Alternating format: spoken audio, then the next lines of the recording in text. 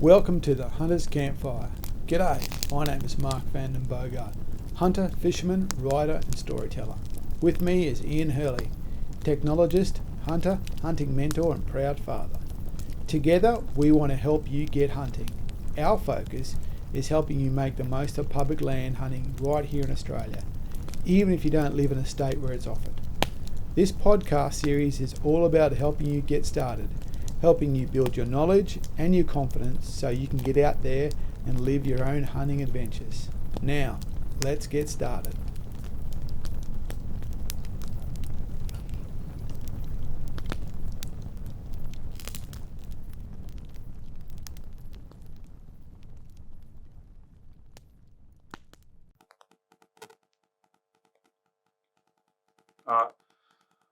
Well, welcome back again, everybody.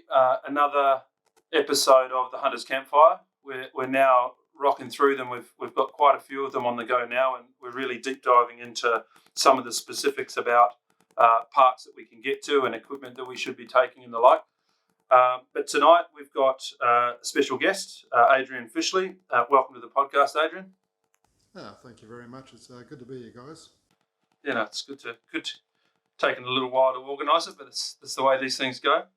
But for those that don't know Adrian, Adrian currently is part of the Australian Deer Association, like Mark and I am, but sitting in a role which is the Queensland State Executive Officer role, which I'll get Adrian to talk to a little bit, but not too much detail. We'd prefer to be getting into some information about one of our favourite parks. We had an episode not long ago which was all focused on the Nundle System, where Mark and I shared our views on the best ways to get there, how to hunt it, the ins and outs of Nundles, from the weather to the slippery roads and the things that you need to be careful of. Now, I got into hunting that block. I think the first person I ever spent time with in Nundle, Adrian, was yourself. And you gave me a few lessons in how to hunt that block, and a few of those lessons I haven't forgotten. I still to this day think you believe that I put a satellite tracker on you and followed you around the park and found all your favourite spots, because the way it sort of went was Adrian left in the morning, and by some miracle we bumped into each other at various places around the park, and that place is so immense that shouldn't just happen. Now, the truth of the matter is I didn't put a GPS tracker in your car, although I thought that was a great idea in hindsight. I probably should have done that. You've got a wealth of knowledge into that park, and I look forward to sort of diving into that with you. Also, the usual suspects. Mark, good evening. Good to have you back hosting again, and I'm sure we'll make this a great session. Yeah, look, it is a good one because I've never shot a deer in Nundle without Adrian being present. Though he's never been with me when I've shot pigs, so he only appears when deer are about. When the pig's there, he stays in camp.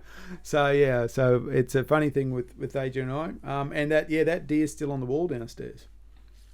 That was a nice fellow deer. And also, Adrian's the only person I know to take a red out of there.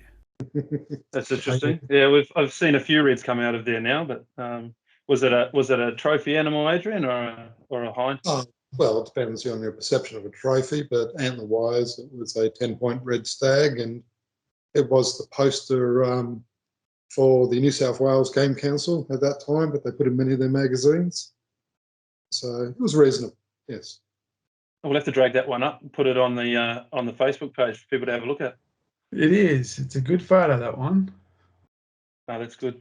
All right. Well, Adrian, it'd be good if we can just start off. Be keen to understand just a little bit about yourself and really your hunting interests. You've got a fairly big history in hunting, and I certainly know you as the state forest guy, the ADA guy, and you do a lot of hunting overseas as well. So, just a bit about yourself for the listeners would be great, mate. Yeah, look, hunting's been part of my life since I was a child, starting, with shooting the 22 with the father, chasing rabbits. And it kind of went from there. I progressed, you might say, moved up in the species, moved on to goats and pigs and enjoyable times. And then I got interested in these things called deer. saw them occasionally in magazines, and the lure of adventure, the high country, the mountains, chasing a elusive stag, kind of drew me. And look for like-minded people as well, and ended up joining the Australian Deer Association 20, 25 years ago, I think, where I got to share my experiences. I went on a hunter education course. It was the first one ever held. Mm. I met a very like-minded young fella there, and became my hunting partner for many years. Yes, and this young fella took me out and helped share his experiences about red deer hunting. Back then, deer hunting was a bit of a secret. It was a boys' club thing. They'd say someone, "Where did you shoot that?" And they'd say, "Behind the shoulder." So lots of secret spots. And it was hard to get that access. And, I worked with the Australian Deer Association, and we worked with landowners to open up land for our members to hunt on, and share that experience of deer hunting. And somewhere along that journey, down in New South Wales, some core ADA members of the Shooters and Fishers Party,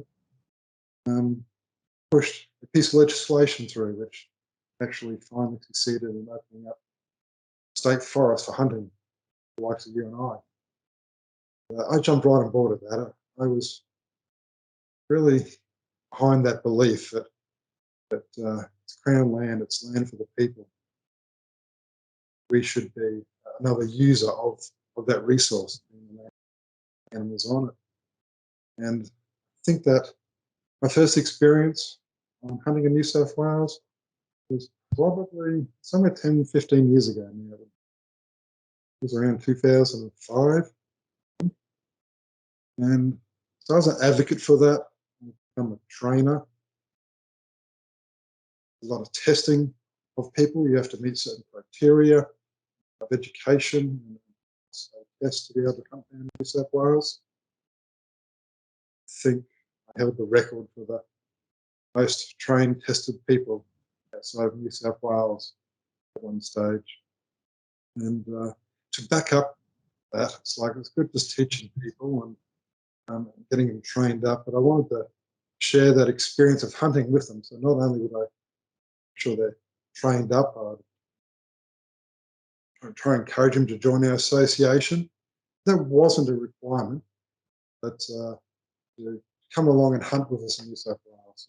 We did many hunts in New South Wales, hunted 40 different state forests, and one I'll talk about tonight in particular is the Nundle region. That's become a favourite of mine over the years, and I think I hunted that the first year it opened up, and it's been a pilgrimage.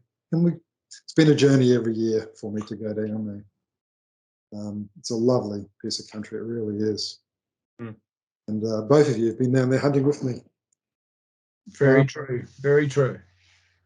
So the land in that region, I refer to as Nundle. There's not just Nundle State Forests. There's a number of forests in that region, and the ones close knit to each other, Nundle, Hanging Rock, Terrible Billy, Sugarloaf. And if you wish to drive a little bit further, you've got Ramuka and many other forests as well. And all this area has reasonable amounts of game for hunters to pursue.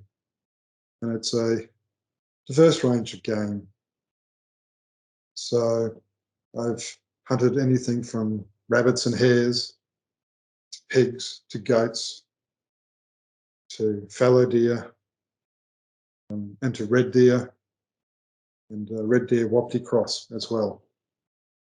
And it's a sort of land that can be suitable to a beginner hunter and to an advanced hunter. For hunters who have experienced private land, it's totally different. It's public land, and it has many different sorts of pressures, and it's something you have to come to grips with. It's not a high population of animals, but as a challenge. You can go down to Nundle. You can drive a two-wheel drive vehicle. Many hunters who have come down with me have. You can come down with the basic sort of equipment as well. These sorts of things may limit your experience, but at least it's a footstep into hunting in that area. I remember the first trip I did go down. I had many Queenslanders with me, and we kind of pulled up. And most of the Queenslanders thought it was getting a bit chilly, and they turned on the heater in their cars are driving down. We finally got to our camping spot, and this camping spot was Ponderosa Park on the edge of Nundle and in between Hanging Rock and Nundle State Forest. They hopped out of the car and they all shivered and cried how cold it was and got back into their vehicles. So I think we had arrived, I think they had arrived somewhere mid-morning, and it was like 5 degrees. And for someone that come out from Queensland, it was like a warm 28 degrees. Got out of the car, it was 5 degrees. Those people then got back in their vehicles, drove to Tamworth and went to a store and purchased some warmer clothes and some wet weather clothes as well. Because the weather can be extreme. It can be below zero. I've been there when it's snowing, and it can be there when it's hot and balmy as well. I think for 5 years in a row, it just rained every time I went there. So it's definitely, the region itself is diverse, and yeah, it's great. So a beginner can go down on a two-wheel drive, stay in a camping spot. There's a dedicated camping spot you can stay in. You can put up a cheap Kmart tent. There's no facilities there. You could stay down at the Nundle Hotel or Motel. Just drive up every day. It's about a 17-kilometre drive up the Bitumen Road to get to the forest. But you do have to drive on gravel a little bit. What you probably won't be able to do is to drive off onto many of the tracks, especially the clay-based tracks. Very slippery if it's wet. And as you step up in your equipment, you can go to more challenging areas. Nundle has country which is reasonably flat to undulating. Then it has sheer cliff faces as well. So you need to decide what is the sort of hunting I want, where you need to go. So your fitness can be from zero to a high fitness. It's just your limit of your fitness, your equipment of where you're going to go. Does not mean where you go there's going to be animals to hunt. Nundle is public land. It is forest land.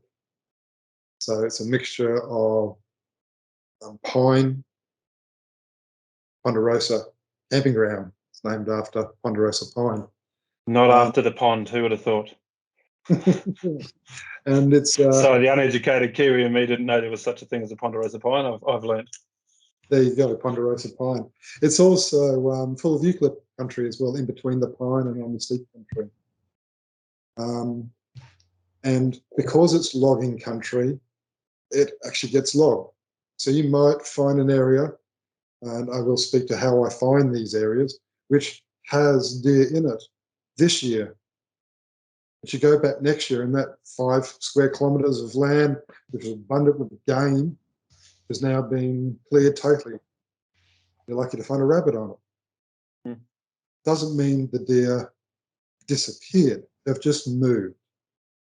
And so from year to year, the herds can move around because of the impacts of logging and the pressure of logging and hunters and other activities of the users of the park as well, whether that be trail bikes, forward drive, grey nomads in their camper vans, all those sorts of things impact and push the deer around. So what might have been easy hunting for you this year in nice flat country, it may not be next year because it's gone, and you might need to find another spot. So don't have the expectations as you go down year to year, year after year, that your favourite spot will even be there anymore. It could have been cleared, dug up with dozers, changed. So usually when I go down there, I keep that in the back of my mind.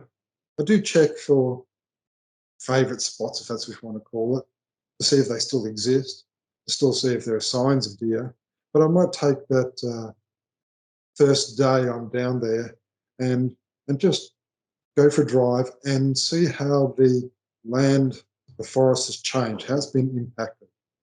Where has the logging been? The fire's been through? Is there regrowth now? And look for signs of deer.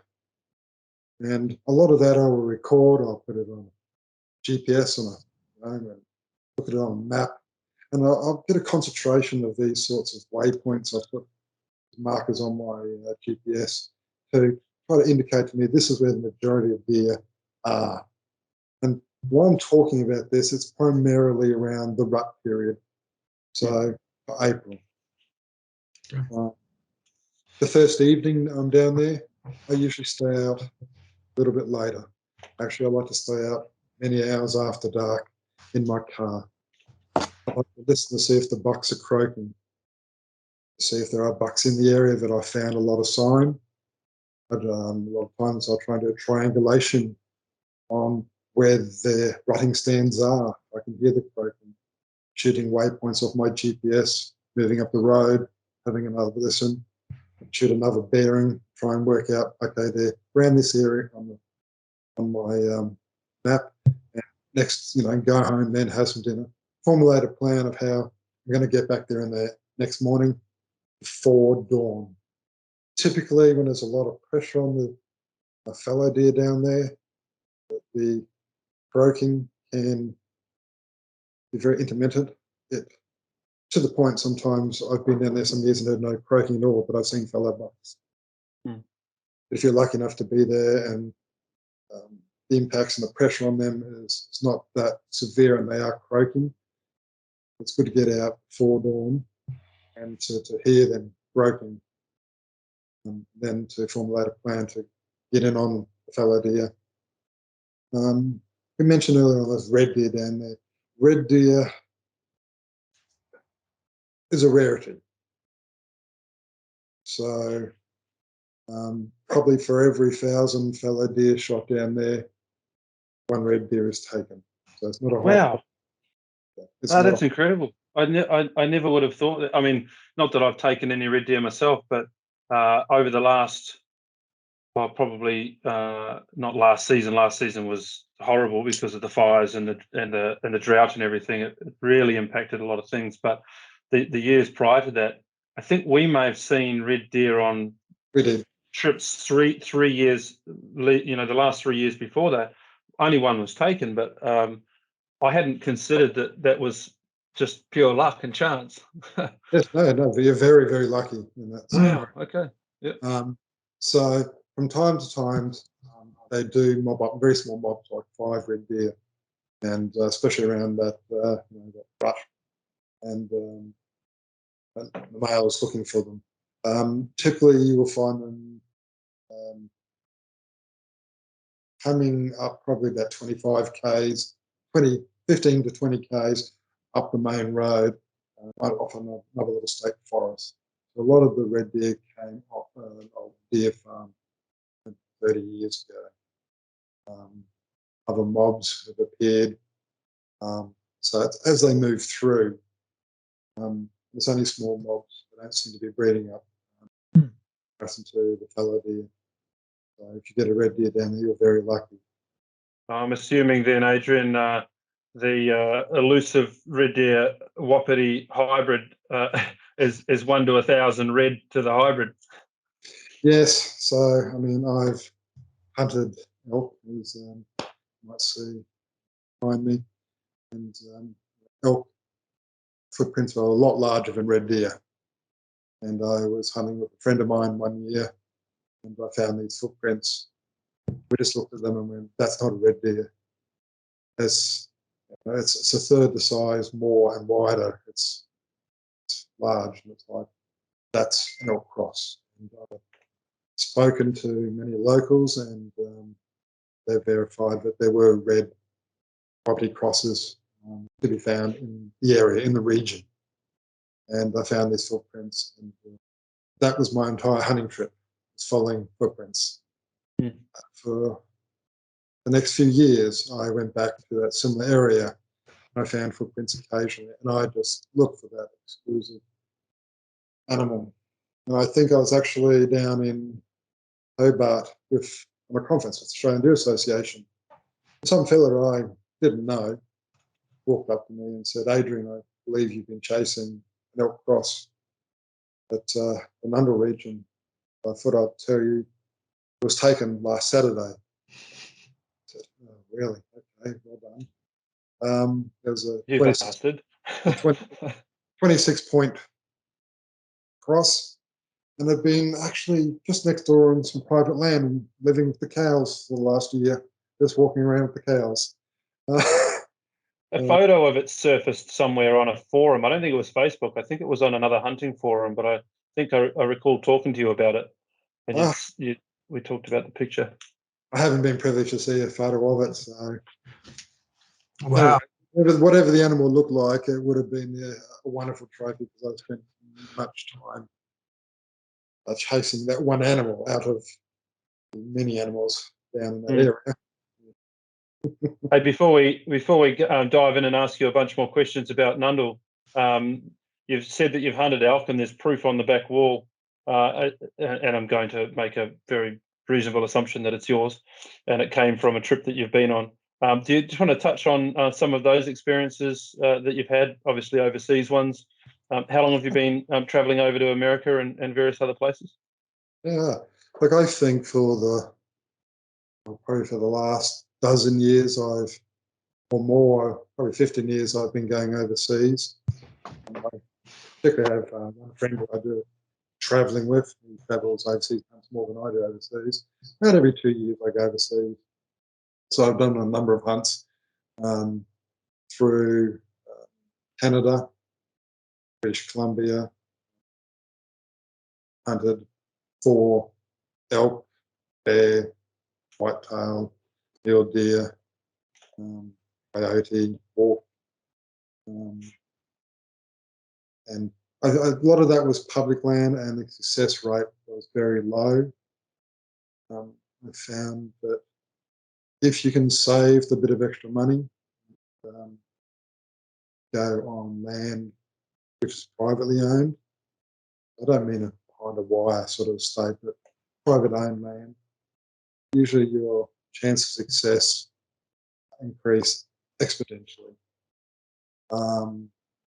And one of those is the elk behind me, a private bit of hunting area in New Mexico. I like to go down there. I've been down there and hunted elk, longhorn, antelope, and a black bear down there. There's a different type of hunting black bear. Normally up in Canada, I was doing stalking or such, but that was using hounds, and that was a different experience. I'm open to trying any sort of hunting. I'm averse to different methods. I know it's all humane. So, yeah, I've done a number of trips now, and I've got a few more planned. I can't see it just out of shot. There's a lovely mule deer from Alberta. Average temperature is about -18, -20. Hunting in the snow. That was an experience. So it really was the cold. I hope to hunt some more whitetail. But that's going to be in the freezing cold as well. Same for wolf hunting. Country of probably -30, -40. And all this is all different styles of hunting. So some could be stalking, some could be using hounds, some could be sitting blind. I'm just waiting 12 hours a day for an animal to walk in front of me. I've spent 7 days on horseback through the Rocky Mountains hunting elk. I think I relearned to ride a horse. That was fun. Oh, it was. And everyone made fun of me. And the friends who were with me, they kind of said, look, you need to find a mountain, and you just need to do loops around the mountain, because he's learned to ride English style horse riding school, and he's been just going round and round the track. That's all. Yeah. They can't go the other way, can they? Oh no, well I couldn't, and I mean I'd ridden an English saddle and then had to jump onto a Western style saddle. They didn't teach me. I think after 2 minutes of being on the horse, I did my first river crossing on a horse with snow around, and it was freezing cold, and the horse and I were swimming. It couldn't touch the bottom of the river. You know, I had to learn how to jump a horse. I jumped a horse many a time, and I'd never done that before. I'd never galloped a horse either. My goodness, a horse can gallop when it smells grizzly poo. So yes, I've had many different experiences over the years. That's amazing. Yeah. And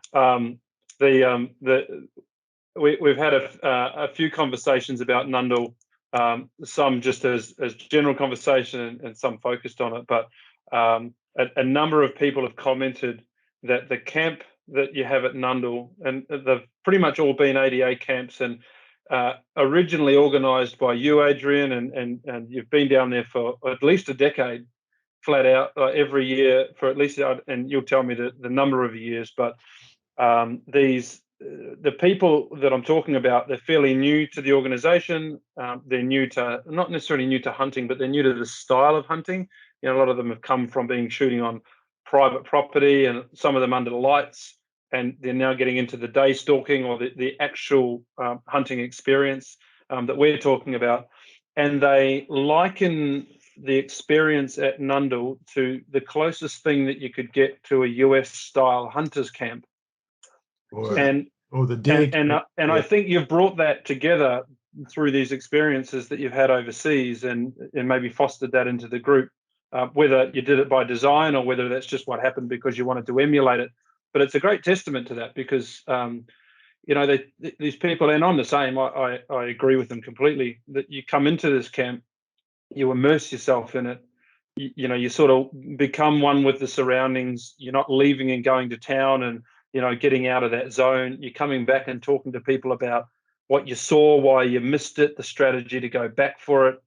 Hey, look, Adrian, I've found these scrapes. What's your recommendation? How do we deal with that? Right down to the older fellas that come down that don't hunt, and they just latch on to you when you come in with an animal, because it's now their time to, you know, impart their knowledge on you as to how to break that down and care for the animal. So, you know, there's some really interesting comments that have come out over the last few podcasts about that, and hopefully you'll get to listen to it, because it'll put a smile on your face, I think, because you've helped create that. But to that point, do you feel that that's fairly accurate? Are there any other experiences in Australia that you've found that are anything quite like Nundle? I do, and look, what inspired me to set up these group Nundle hunts was I'd been on a number of Victorian sambar hunts on public land as well with ADA members. That's going back 20 years. I've just done many trips down there, and you know, that large campfire, swags everywhere, icy cold, you know, cooking venison, slow cooking venison in the camp oven. You know, it's just a wonderful experience. And talking to those people down there, this was their every weekend experience that they had. And I'm going, I want my friends and comrades in my association and everyone else to share this, to have this experience, this camaraderie of large groups. Doesn't mean you're all hunting together, but you come back every day or throughout the day and the evening, and you share your experiences. And whether you take an animal or not, you usually have a good time. And I mean, as I said, it started fairly basic. I think for the first 2 years, all I put up was an 8 metre by 8 metre by 8 metre vinyl tarp. I think it was one side was Dr. Doolittle #2. I think I'd got it off the Grand Prix racing, hanging down the sides of the skyscraper of the Gold Coast. I'd drag that down with a big wire rope and tension it up and put that up, and we'd all sleep under there. And we kind of realised that part needs to go to the ground because the winter blows under and freezes you. And it developed from there until we started getting tents and marquees and to the pinnacle that, you know, you'd have a camp kitchen, you'd have hot running water, you know, gas heaters on the water, all that sort of stuff. Huge campfires with 20 plus people sitting around that. And the people would change over the hunting period that I was there. Some people would turn up, stay for a while and go. Others would come later. But the whole period could be anywhere from 9 to 11 days. People would just turn up. We had people who weren't even members of the association who knew we would be down there, and they'd come down and join us because they liked our company. We've had some good Welshmen who've met us there and actually now are Queensland ADA members, and they drive up from New South Wales. One of them actually has taken up a position on a committee, you know, and we had an unsuccessful journey hunting deer, and he got up with us and he took on board what we could, you know, part with our knowledge and experience. I think the next year he took 4 species of deer. So he stepped up from being unsuccessful to fully engaged, fully committed, loved it, hooked on deer hunting, and every bit of opportunity he had to learn off others, he took that and applied what he'd learned and practiced his skills, yeah, and became very successful. To the point I hate going and hunt with him now because he always comes back a few deer and I don't. We've taught him too well, but the young shall rule the world. Look, and we've gone down there and we've been very open to the public as well. So we don't hide what we're doing. We follow the laws and we go an extra step to make people feel secure, safe. This is the public who are there. And we've engaged and we've field dressed deer off a tree in a public area. And I remember one year we had like 20 children sitting in a row with their fathers behind and saying, that is where meat comes from, you know, and so forth. There used to be, I think it was a Polish community used to come down and pick mushrooms. We always thought they were picking mushrooms for drugs, but it's not. It's for a cultural dish that actual forages. Yes. I forget what they call slimy jacks or something. And we invite them to dinner. So they'd come and join us for dinner, and they would share their stories of why they're in Nundle and their culture and their traditions. And we'd share a meal together and had many experiences like that down there. Never had any really negative experience with the public. And they know that hunters are in there and we're both sharing the land and the resources on it. We work well. I've met many a prospector down there. I'll sit down there and I might have a hot cuppa with him. He'll tell me how he's going and how long he's been there, for example. It's not always he. I've met couples down there and they'll say, oh, it's a big old white billy goat on top of that bluff. I only watched him 2 hours ago, you know. It's known you. See ya. I can't really tell him where. Oh, there's a vein of gold I saw or whatever. No. And look, I've had that same sort of interaction with the law enforcement down there, whether it be DPI or in the old days the Game Council or police officers. And we've always cooperated in a lawful manner with them and informed them of any illegal activities going on. We always invite them to share the warmth of a fire. It's pretty cold down there when they're patrolling, and from time to time they've said to us, yes, well, we're down on this road patrolling this morning and this is what we saw. Thanks again, bye, we're off. You know, so they'll tell us where they've seen some deer. We've shared those sorts of experiences down there as well. So if you were, look, if you were to, if I was a newbie and I wanted to hunt Nundle, how might I go about? And I'm Brisbane based, or I'm Queensland based. I've got my R license.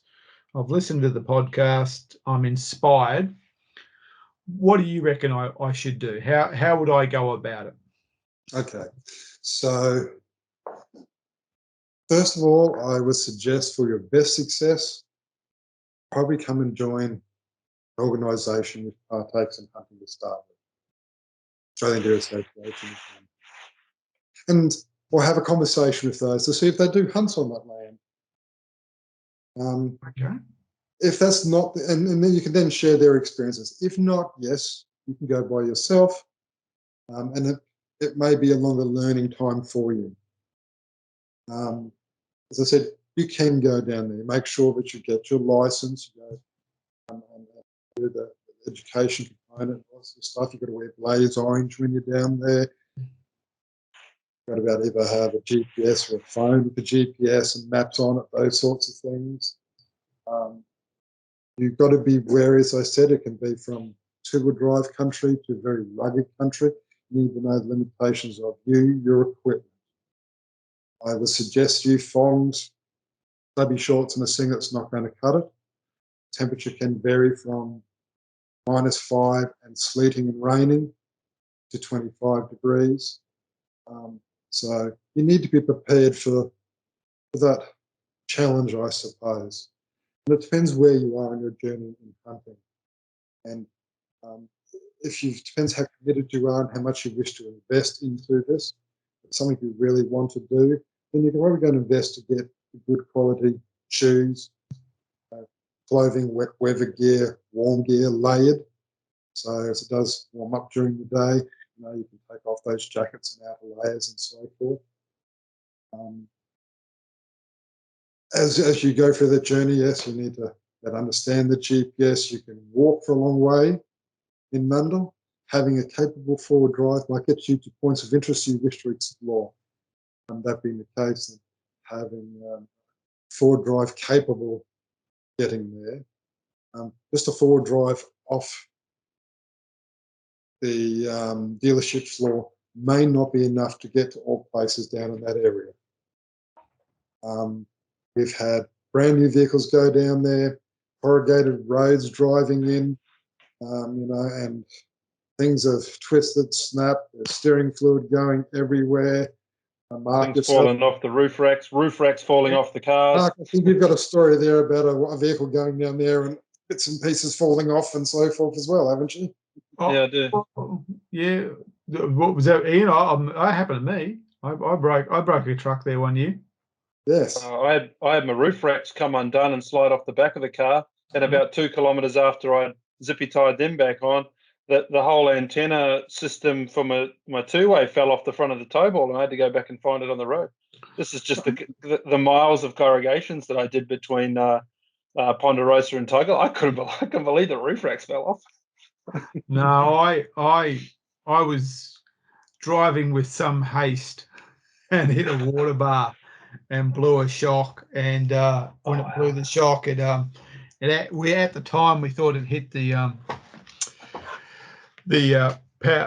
power steering fluid line, but it was actually the auto transmission fluid line. The shock blew out and punched the line. So that was my breaking my four-wheel drive down there. But the year before, the 2 years before that, I shot my first animal in Nundle, and that was actually I had a look back at the record. Nundle's actually the first state forest I ever hunted. Yeah, right. I started at Nundle. We didn't go to Severn till 2010. We hunted in Nundle in 2009, and then I hunted Pilliga at the end of the year. Oh, Pilliga was the end. Okay. Pilliga was in the 2009 Christmas, but I hunted Nundle, the rut, in 2009. And that year I went down with Tim, and we went down in his Lancer, Mitsubishi Lancer. Mm-hmm. So, you know, standard, and that was a standard two-wheel drive, and we just drove along Nundle Forest Way until we thought, let's start walking here through here. So you did right about not needing a four-wheel drive. Obviously, a four-wheel drive will get you into places that a two-wheel drive won't, but you don't need to be successful. You don't need a four-wheel drive to be successful. Testament to that, we drove up the road, walked in. What we didn't realise at the time, that we were actually relatively close to camp still, because they heard the shots. I shot a couple of pigs, and when we came back to camp, and they went, "Where were you guys?" And I said, "I just up the road." And I said, "It sounded like you're just right behind camp." And so we must have been, in earshot of camp. So I've also found that owning a four-wheel drive gives you the confidence to poke your nose in places you shouldn't go anyway. Very true. Because it's very easy to go down some of those hills in a four-wheel drive. Well, in fact, even going down them can be hard when you're sliding sideways, but coming back up of them can be quite a challenge. Yeah.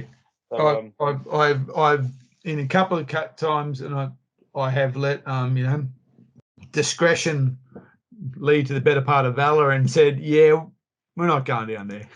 Yeah, good on you.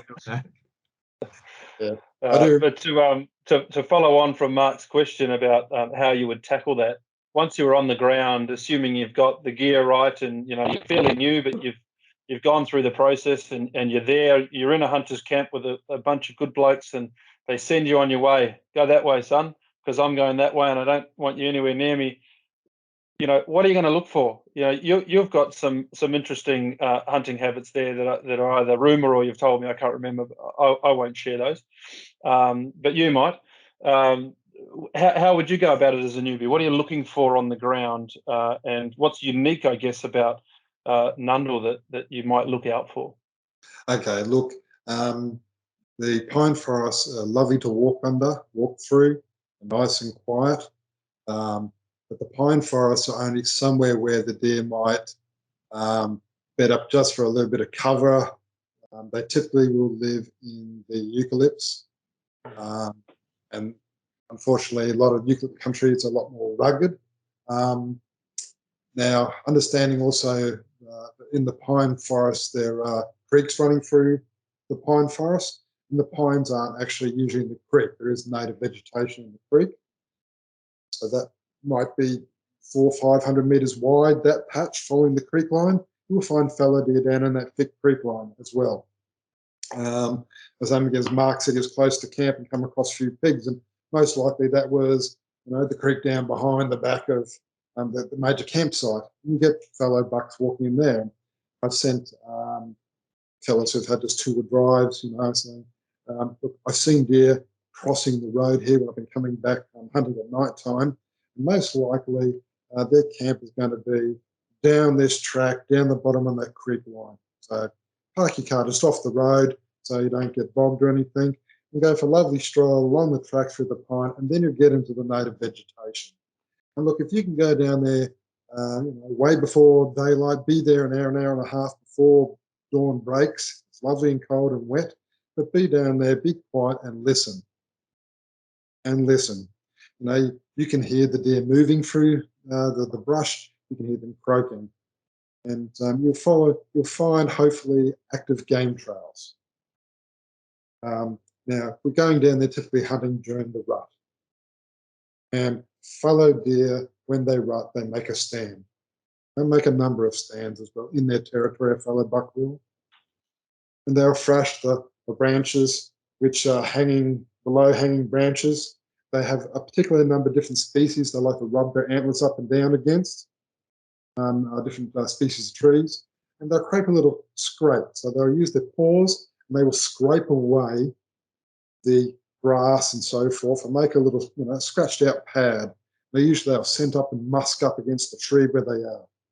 So if you find one of those and it looks active, everything's fresh, so this cleared bit of ground does not have leaves over it. Okay? It may even be that there's some wet soil in the middle, and that's from the deer urinating, musking, ejaculating, etc., onto the ground. Okay? You can smell that. If it's active, pull out of there. Do not touch it. Do not disturb it. Don't step into it. Pull out. You have found an active scrape. Find a very comfortable spot with a clear firing line to that track going in and out of that scrape. Get a good book. Your movement has finished. And I've said this to a number of hunters who've gone down there. I said, if you find this, stop going anywhere else. You know where there's a buck. Why are you wandering the country, driving 50 kilometres? You know there's a buck there. You're here to hunt a buck. There's a buck there. Be patient. And one fellow, I think he spent 3 days there, and then a buck appeared. And he took that buck. He took that shot, and he got that buck. Then the big buck stood up behind it, and he missed that one. But anyway, the theory worked. How often does that happen? The theory worked. And that's something I say, and I'll do that myself. If I find an active scrape, and that will become my home, I will try and then get eyes onto that buck. He will come around within a 24-hour period, and he will look for does. I have a few spots which are more like what they call a lek.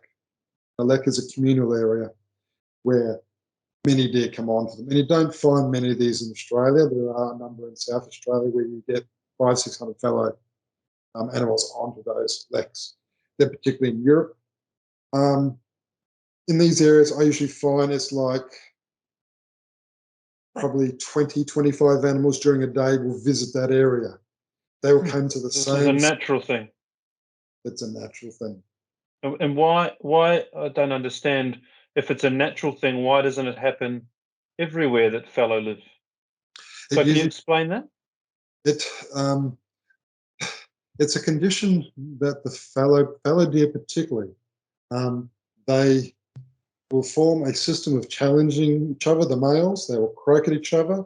They will clash and fight antlers, and that will draw more bucks into that area. And it's typically an area that is private, so it means it's got cover, but space within that cover for them to congregate. They feel secure, and they will challenge each other, and the females will be drawn into that area then as well. So they will come to that area. So it's different to hunting red deer, where the red deer, the stag, will chase the females. The fallow, it's the females who will chase the males. And so that's why they go to a scrape. The females will visit a scrape, they will sniff it, they'll smell it, and they'll make a decision either then or when the male turns up, whether this is the right male for me. They'll make that decision. They'll either let him mate or not, and they'll move on, look for another buck and look for those scrapes, etc. The lek is a more communal area. For a number of bucks will be there waiting, and the females will come in. So you ever get an opportunity to hunt where a traditional lek of where there's hundreds of fallow deer in a lek, it is an awesome sight. I have actually been to one of those where there's over 600 fallow deer on that lek, and I crawled in full camouflage, ghillie suit, right into the middle of it. So with the lek, this is a really interesting point. With the lek, outside of the rut, do the males congregate at the lek? It changes. Okay. Because I shot a fallow deer 3 weeks ago. Shot a fallow buck 3 weeks ago on private land in New South Wales. And they were on a space, there would have been maybe a dozen bucks, mostly of the same size, but also younger ones as well. And the cleared space was about the size of a tennis court. Was the same number of females there? I don't think there was any females there, and the reason I don't think there was any female there is because, well, I have to prefacate that. Once I saw the antlers, I stopped looking at everything else. So there could have quite possibly been females there. But what it was the males were all, it actually kind of reminded me of like a billy mob of bachelors. You know, when you see a mob of bachelor billies, and they're all kind of about the same size. There's no big or small. They're all very similar. That's what this was. There was like a number of bucks that were very similar size, but then there was smaller bucks, much smaller, not a little bit, significantly different. And I shot one of the bucks off that. And when we got down, we realized, oh, this is a tennis court that they've cleared here. It actually looked like a vehicle had cleared that, that area. So quite interesting. So, yeah, at that time of the year, most European species of deer, so red-handed fallow, will form a bachelor mobs.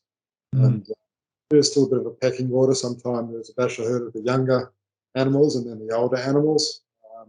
That can be seen as well. And that'll go right through to they drop their antlers. They'll still run and hang together. Usually they've moved away from their breeding area. Studies up here in Queensland, for example, seem that they've moved, for example, from Perseverance in Pressbrook Dams, all the way to Toogoolawah, and they'll hang around the back of Toogoolawah, 30 kilometres away. Then they'll come back to mate with the females, and travel 30 kilometres to come back and do that again, and then hang for a few months during that breeding season, and then move away again. Same for fallow deer as well. So hunting at different times of the year is different down there as well, because I've mainly spoken about the rut. But other times of the year, yes, you will get the bachelor herds of fallow together as well. Hunting in snow can be different. That changes the environment for them as well. They'll be more out in the open and so forth. You'll see groups of bachelor herds together. The thing is, there's a lot of land. That bachelor herd might be in a 50 square metre area over thousands of square kilometres. So they're not dispersed in one group. It's hard to find. Where is that? It's not just one group, but where is those groups of bachelor herds? It'll be challenging to find those out of the rut. But if you're a regular hunter down there, you can track those herds. They don't move that much. They usually move to an area where they feel secure and there is a good mineral content in the ground and a good feed, because they're going to put on their weight after the rut and getting prepared for the next rut. They've got to put on their body weight, drop these antlers, grow some new ones, get ready for the next rutting season. That's the entire existence of a male deer, is to mate. That's it. So if you get to understand that life cycle, you get to understand the habits of the deer. So it's about getting prepared, putting on body weight, getting all beefed up, strong, so you can challenge the other males, get in and do your mating to keep the species going. And then you need to recover. You need to go away and recover, put on your body weight and so forth. That is it. They don't play tennis. They don't go to the movies. They have one fantastic time of the year, and they spend all year getting ready for it or recovering from it. Well, it sounds like the hunter. Yeah. Yes. Look, one of the common questions we get asked, and to me, I don't want to be dismissive of it, because it is important to a lot of people, and I think it reflects maybe their lack of experience. But the idea of what caliber. Now, I know that there's the legality of a caliber, and if I remember correctly, you carry a 300 Win Mag. Is that right? Look, typically I carry a 300 Win. I use that all around the world. So it's it's a Tikka T3 light.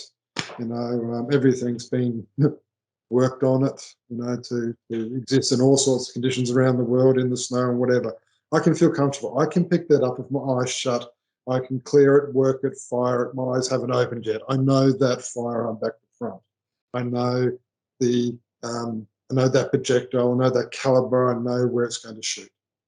But I do have a fella caliber that I do like, and I've gone down there many a time. And I have a little Remington titanium 7mm 08, and I've taken that down there, and I've taken both fallow and red deer with that as well. And it's a lovely little light thing. It's only 5 1/4 pounds, I think it is. Has a Zeiss scope on it. It's not too heavy, and it's just right. So the good old 300 Win can do a little bit of bruising on an animal. So wherever you place that projectile, that one side of the animal, if it's a shoulder or whatever, it's mince. More like soup, eh? Or a little 7mm 08, etc. It's a lovely flat shooter. There's some wonderful factory ammunition out there. Not picking brands or whatever, but like Hornady make they call like Magnum load for it. Just have SSTs in it. It punched really flat. It's shot as flat as my 300, and so I was comfortable that I knew the trajectory of it, because it's the same as my Winchester 300. And so you don't need to have 4.58 to go hunting down there. Look, shot distance can be anywhere from a couple of meters to some long range shots, depending on the land you're on. Some areas of recent times have done a lot of land clearing. Sometimes you catch a fellow out in the open, you have a longer shot there. But you're only going to shoot to what you can comfortably do, and you feel secure in that decision. You can take that shot and so forth. But typically, it's probably 50 yards shooting. I'd suggest, yeah, probably about 50 yards. There's enough undulations and forest cover, you know, and you find yourself crawling up to get a look at a buck or something, and then you kind of look through some trees or bushes, and he's right there, you know, he's only 50 metres away. Or wherever it's a doe that you wish to harvest for meat and so forth. And yeah, any of the legal calibers that the DPI list are suitable. I suggest it be something you're comfortable with. Yeah. Or a firearm, a weapon that you're comfortable using. I've seen hunters around the world who've hunted game and they've needed some sort of cannon. They've purchased a cannon and, you know, they've put a minimal number of shots in it and they go out on a once a lifetime hunt and they cannot shoot with it. And they miss the animal they're firing at and they do a Weatherby eyebrow and they're bleeding and then they're crying. Very sad. You know, where if they actually took something which they're more comfortable with, they could have secured a shot into it. But I will say you need to choose that larger game. You need to choose the right caliber. There's no use choosing a grizzly bear for 22. He's going to be doing the chasing. So it's got to be the right caliber. Fallow deer are not a large animal. Not that they don't wear lead as well as some animals. Some animals you hit a reasonable weight caliber and power and all that sort of stuff. They seem to hit it in the right spot and it seems to go forever. Fallow deer aren't a very large bone structured animal at all. A little fallow doe with the guts dropped out, it's about 18 kilo over the shoulder, 18, 22 kilos. That's not very large. A buck again is twice the size or more. Yeah. Okay. Yeah, I actually quite like the fact that you spoke about the 7mm08. I know from my experiences, I've seen other people. I've never owned one, and I kind of, you know, if I could go back, I'd probably start with the 7mm08.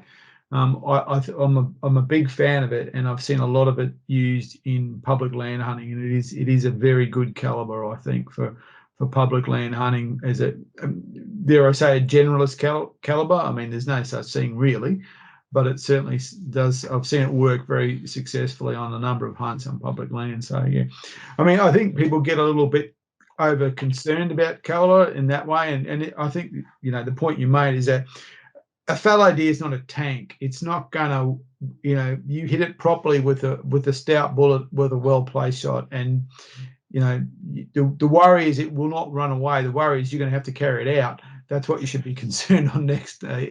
You'll do the job on it. Yes, and the carry out down Nundle. In some cases, it can be I can drive up to the vehicle and carry it out, and others it can be it's many hours up and down a hill. Oh yeah. So I think the easiest carry out I had was the 10-point red stag I took down there.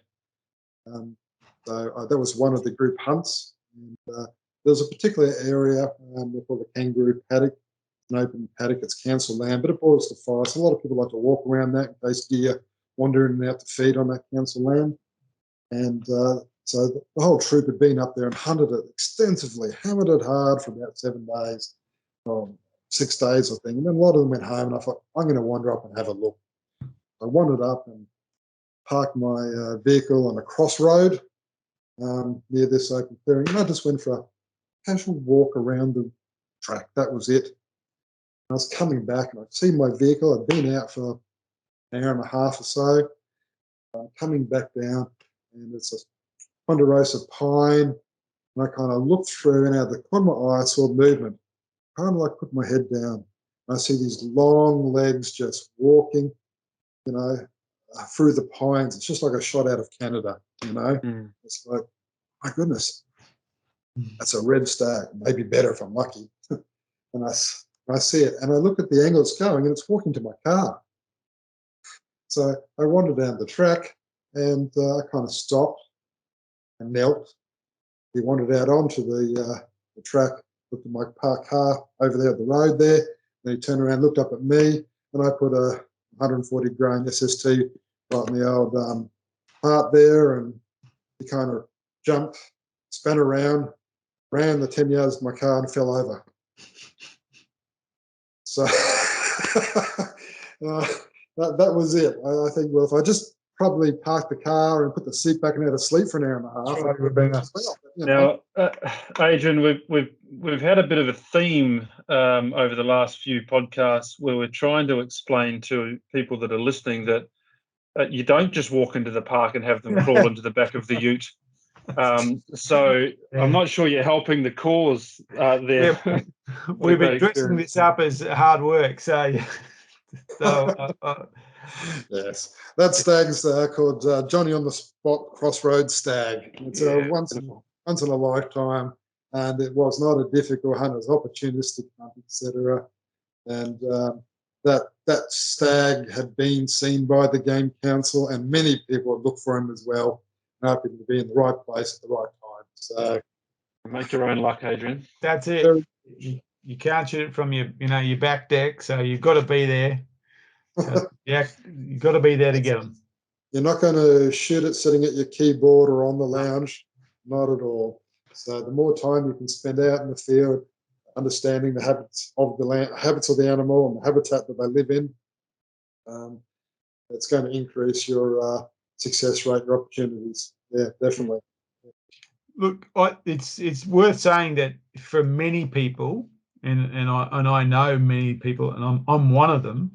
You were our introduction to public land hunting. So the first public land hunt I went on was with you, and you and I have hunted. We've even done public land road trip hunts where we've just gone exploring. And I know, Ian's mentioned the same, and it's a big list of people who have come to public land hunting and successfully come to public land hunting through knowing you and hunting with you. I think it's worth at this time actually giving that some context and actually talking about how what your involvement was and actually having some influence over what public land hunting looked like in New South Wales. I think a lot of people would be quite interested in that, and just getting that broader picture about what hunting land really means and the process that it arrived to in New South Wales. Really, I tip my hat to Australian Deer Association members down in Sydney. Fight for that public land access. People put second mortgages on their home, etc., to get it through. And it took a lot of consultation. Once it got through, a lot of consultation with the landowners, the land managers being the forestry and so forth, and negotiating that. I provided a lot of input into different pieces of land more up in our area, trying to ensure that land which could be viable, I suppose, for hunting for people from Queensland was open. They open land, they shut land. We've requesting to different state forests be reopened again because there was opportunity in there. We even discussed becoming managers as well. Let's talk about conservation groups, manage land and so forth. And besides the forests which were historically known to have animals, and probably the forests within 5 hours drive of Sydney, not a lot was known about many of the other forests, except for the locals who lived around there and kind of stuck their noses in there once or twice, when they shouldn't have. When these lands opened, there was myself and a few others, and we explored many of them. Now, when I say explored, it was going to those areas where if there was going to be sign, you would find sign. You'd go to feeding areas looking for browse lines and so forth, for animal droppings, going to creeks, wet grounds, looking for tracks and so forth. One trip, over a 4-day period, I did 40 state forests. We were up before dawn. We weren't hunting. We were researching the land. And out of that, I come back and I'm going, there's game here, not high sign of game, not high density, high population, etc. Not viable there to take down a group of 30 hunters. Might be one person successful every 10 years. Not, and I did. If we had land we opened which had rooster on it, I found sign of 2 rooster on the whole forest. Did I think that was a viable hunting opportunity, I suppose, to try and invest new hunters that come down and spend their time? Every, it was probably a 4.5-hour drive to that forest. So yeah, it's like, yeah, there is deer there, but not enough population for a club-based sort of organisation to come down and hunt. And so it's many state forests I've been on. I don't know, and if you join us on a trip through, I did a trip right up the coast, I think, all the way from Quarry Cross Harbour and so forth, and for every state forest. Looking, so I saw plenty of, deer in areas that I knew they were already. I've heard rumours of other species, hammer deer in different forests. So they might live in different habitats. For example, fallow might live in. So made adjustment for our search patterns. So we might go through and I Google map that area. I pick up key points that I think. I've looked at rumours. I stop at the local watering hole, etc., and speak to locals and find out about, what animals are in the area. I've had locals take me out and say, yeah, there's deer over there living in that area and so forth. So lots of research there was, especially in those first early years, to find out where is the best opportunity, particularly for Queenslanders to go to reasonably. There is higher population of deer further south. But, that's more like a 11-hour drive, 12-hour drive to get to those, some of the Victorian border sorts of parks. Some of those are under management, ballot system and so forth. On the other hand, there are, and it's been deer and it's been goats and it's been, pigs, etc. There's different animals in different state forests. And so we've always spoken to people, like, you want to hunt goats, go down to this forest. You want to hunt pigs, go to this forest here. There's rumours of deer in this region and there's a state forest within a few kilometres of that area. That might be worth a look. Saying there's deer in there. We've taken down hunters and they've come back and I'll make that state forest my little background, and they've got to know the locals and stay next door with the locals, for example. Rent a house or something and go hunting in the state forest next door. And that might be okay for that, but not if I want to take 30 hunters down. I'll only be 30 fellow living in that forest. So not every forest has game in it. Many forests have just mosquitoes. I've been in a forest where I hunted for 2 days and I didn't even see a bird. Yeah, there are some like that. So, and as I said to many of people who did the licensing course with me, and I said, you get your license, don't all run off to Benue State Forest. It's the first one over the border. There's one pig and he's been shot 300 times. And he's angry. That's right. And there's just that and probably some illegal marijuana crops. That's about it. It's all you're going to find there. But it has an opportunity over time maybe too, because it's in between two different herds of deer, and the fallow deer are moving in that area. There's a number of species of deer in that region. They just don't happen to be in that state forest, and it may not be in my hunting time, but it may be in someone else's hunting time. Those deer will move through that forest. So it's worth every now and then, a couple of years, go down and check for sign of game coming through. But it was very highly booked forest because it was the closest one for Queenslanders to go. So I made a particular note of that. And it's like, don't waste your time. You're going to go down, you're going to have a bad hunting experience. It's just going to be camping. It's going to be armed bushwalking, and you're not going to see sign of game, most likely. Try going a bit further south. Try forest leaf, forest something. Try butterleaf. You might see a few more deer there. Yeah. That's Torrington. You might see a couple out there, some sign, at least some pigs. The point was that out of all that, for the sorts of hunts that I like to be, I like to organise and be involved with, was where we could bring down larger groups of people, have that camaraderie around a campfire and so forth. And usually you find that there is a reasonable percentage of people will see game, a reasonable number of people will take game as well. I've had many first-time hunters come down and get their first game animal down there on public. And it's such a celebration, isn't it? When people come into that hunter's camp, you might be 20 to 30 people there, and I still remember.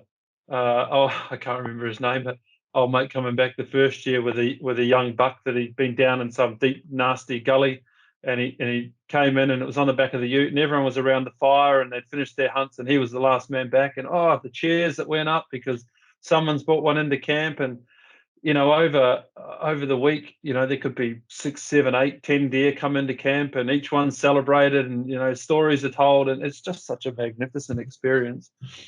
Same fella the year after came in and optioned up. You got a bigger one next year out of the same gully, I think, and the same celebrations happening. It's just fantastic. It's really good. I remember when I was hunting with Adrian down there one year, I took a good meat animal on the first day, and I took it back to camp and broke it right down, and so that was basically, I'd had a fair, not much esky room left after that one.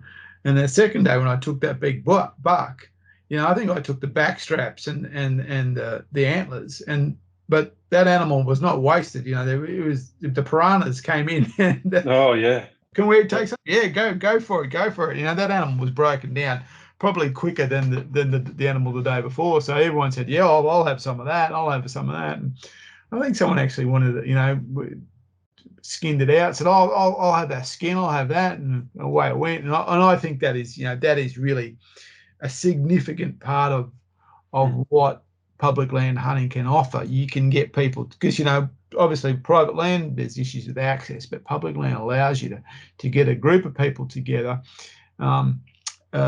like-minded, but not necessarily all doing the same thing, which is that really interesting dynamic that happens. There is, you'll know that the people I'm talking about, Adrian, I can't think of the guy's name, but he used to come into camp every year with his son. He was we lived down Scone Way, and he used to, when he'd know that we were there, and he used to drive up and actually come into camp. He used to bring a 22, and he'd go for a little bit of a wander with his son looking for rabbits, but the majority of the time he was just in camp with his son and just having his son around, just in that environment. And I was talking to him once, and he just said, we look forward to this all year. This is our thing. And I don't even think he was an ADA member. It was a little bit further north in Scone, if it's the fellow I'm thinking of. And that's the fellow I mentioned who he's now, I think, Logan Albert Branch treasurer. Yeah. Did he bring his, was he the one who brought his son with him? Might have been him. Yeah. It was amazing that, I was talking to him, and he just said, yeah, I just love it. Like, this is what I come for. I think for 2 years he came down and he was not a member, and then he elected to become a member, and he elected to become the closest Queensland branch. And so he now undertakes a 2.5-hour drive, I think, to come up to the branch meetings. And he goes on every branch hunt. He leads branch hunts now, and all around Australia. As I said, after that first couple of years of being successful, he joined us. The next year he went on 4 hunts. He got fallow, Samba, red, and rooster, I think. All on the next year. He came fully committed, fully dedicated. He took advantage of every opportunity that the association can put there. If he heard there was a hunt somewhere, if he heard there was a hunt being run up there in your branch, he'd go, and who do I ring? How do I get onto that hunt? He'd be down there. Absolutely. Right. He's that sort of a fella. That's excellent. That's good. I think the first hunt I went down with him, he came on a Samba hunt. First morning he shoots a lovely stag. The next morning he shoots another. I said, it's enough of that. It's back to camp for you, son. You're the rouseabout. All of us. Yeah. Give me the ammo. No more ammo for you. That's it. hand it over. Yes. That's really good. Just sort of in closing this off then, are there any other details, tips and tricks, things about Nundle, Hanging Rock, that area that we've neglected to ask you the question of, that's in the back of your mind? Or do you think you've given enough little tips and tricks there for people to come in and have a go? I think the one I heard was try and go with a group, try and go with and not necessarily the ADA. There's other groups out there that do these things as well, but maybe not go it alone to start with is the smart idea. Look, I think the first thing is you've got to understand what deer sign is. Understand the difference between a goat scat and a deer scat, or whatever the case may be. Understand their tracks, what they do to trees, their rubs and so forth, their smell. Understand those things. So you're not always looking for the body or the antlers or the flicker of an ear, in the grass or something like that. Sometimes you're just looking for the sign. At least that sign will say to you, I'm in an area where deer live. That's something you've got to understand, because of the size of the forest down there. Deer don't live in every area of the forest down there. And it changes because of the impacts of fire, forestry, pressure from hunters, other users. You need to find where that sign is. If you find that sign, you're a successful hunter now. You're now seeking that animal. Then you probably understand what's its habits. I know there's deer in this area. What's its habits? How's it going to move during the day? Where is it going to go? Where are the feeding areas? Where's its bedding areas? Start working out where it's sleeping, that sort of thing, where you can then look to ambush them. They get out of their beds. Male is croaking, all the better. So many people go down there and they might drive around a forest, don't see fallow buck jumping out of them, and saying, here I am, and some people go home very negatively.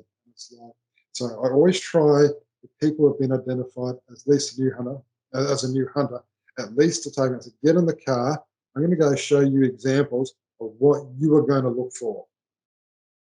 Go out, and might even just down the main road, because I've already seen rub trees and so forth. Get out and walk around and going, that's deer poo on the ground there. This been rubbed by a fallow. There's probably a fallow buck living in this area. There's a tip for you already, So you start off here and then try and find more sign. It's also about how fresh, because not all fallows seem to live forever. They rub a tree, they make a sound, and then they seem to fall over, and they're usually a bit of heavier with lead when they fall over. And I've done that. I've actually looked for sign and hunted the buck, and I come to the conclusion that buck was shot 2 days before I started hunting him. So you've got to know when to call it off, and you're going to go, sign's getting old. I found no fresh sign. I think he's fallen over. Because in this cooler climate, when it's cool down there and it's moist, a lot of that sign stays fresh until leaves and so forth and whatever start, going over the tracks and that sort of stuff, or over the scrape. And you're kind of going, this is old sign.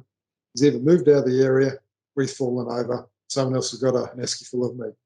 Yeah. That's a rubber sign.